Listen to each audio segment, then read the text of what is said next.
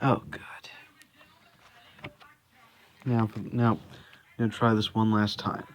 No. Okay.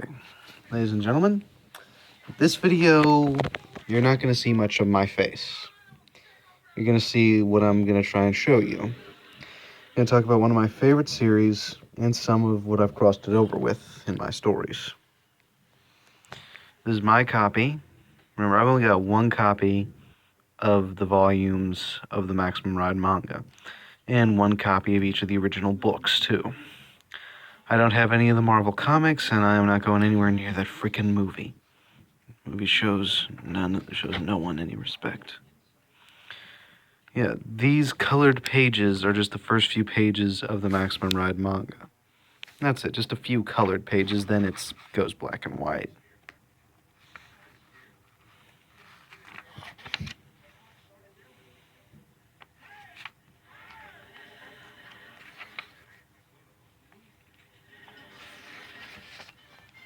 Anyway, so let's introduce the characters, shall we?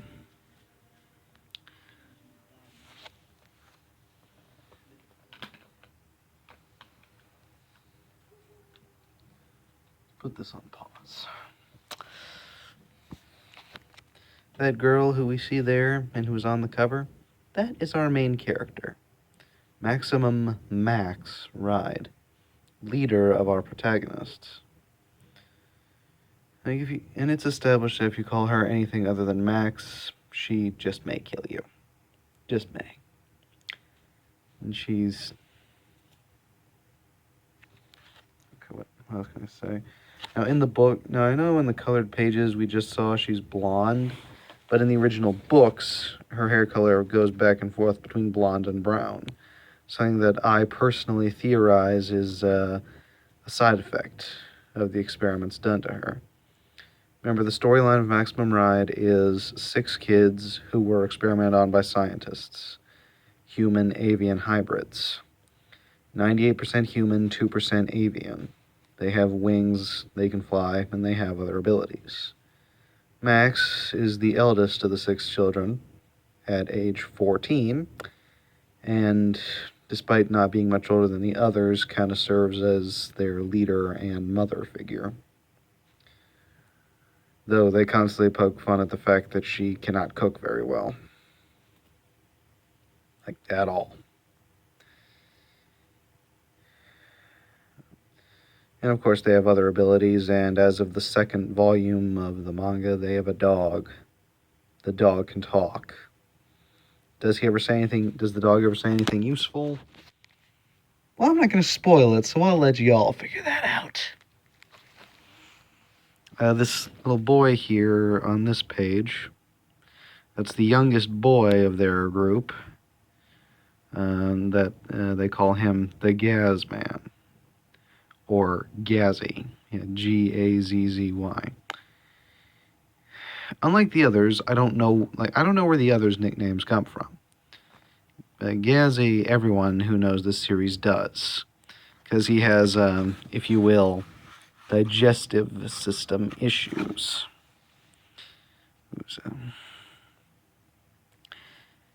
And aside from making self-produced knockout gas, what else can he do?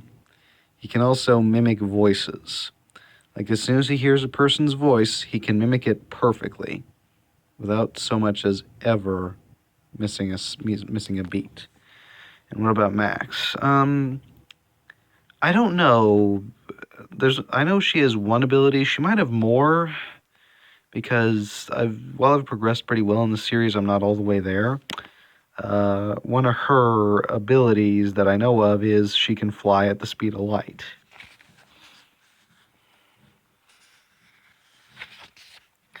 Then there's this guy here, Iggy. Yeah, the scientists didn't give these kids names. They just gave them numbers. So they gave themselves and each other nicknames to identify as. Iggy is, if you read a bit of this, he says, "Who moves the table next to the stairs?" Max apologizes to him and says the staircase looks empty. And Iggy says, "Don't forget, I'm blind."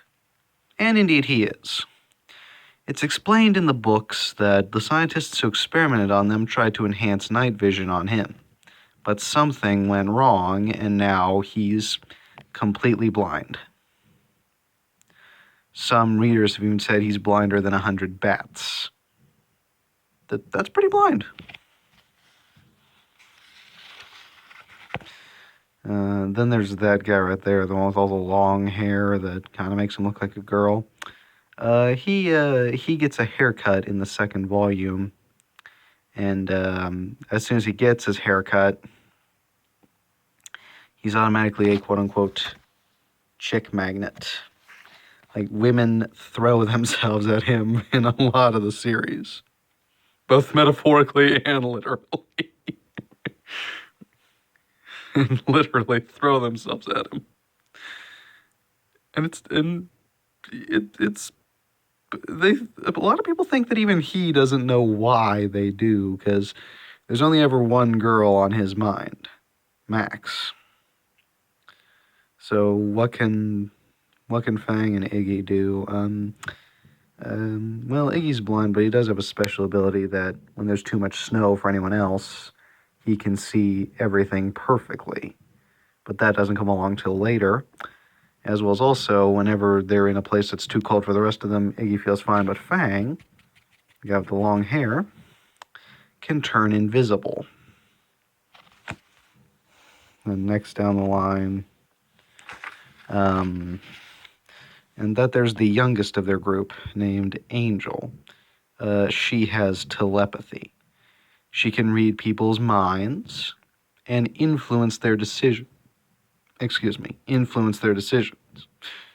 100% mind control, but she can influence them. Particularly if it's something she wants, she can get them to get it for her.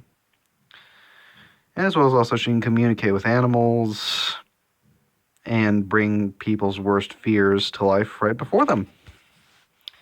And in personality, she's, I recall saying some time ago that in her personality, while she is very sweet and innocent in a lot of the series, sometimes she's, okay, fellow Batman fans, if the Joker were a 6-year-old girl, well then, that'd be it right there. Then there's Nudge, the black girl there. She's the motor mouth of the group and also has the power to control magnetism.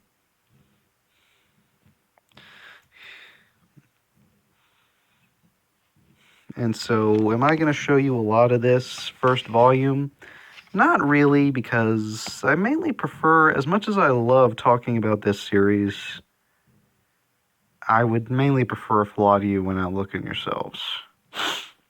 It's not simply because, well, not enough people in my eyes know about it, and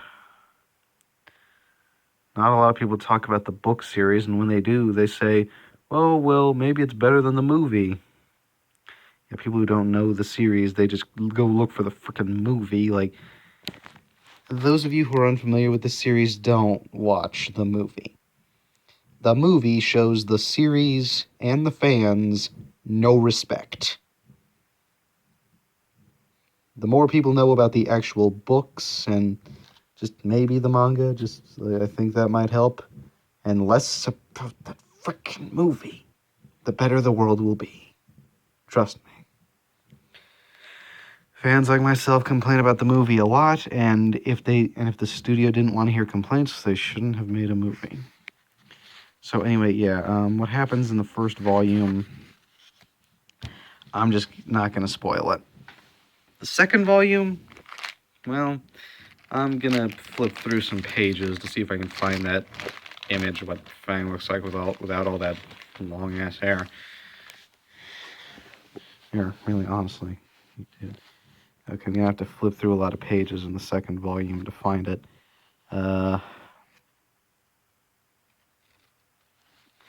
Alright, and there he is.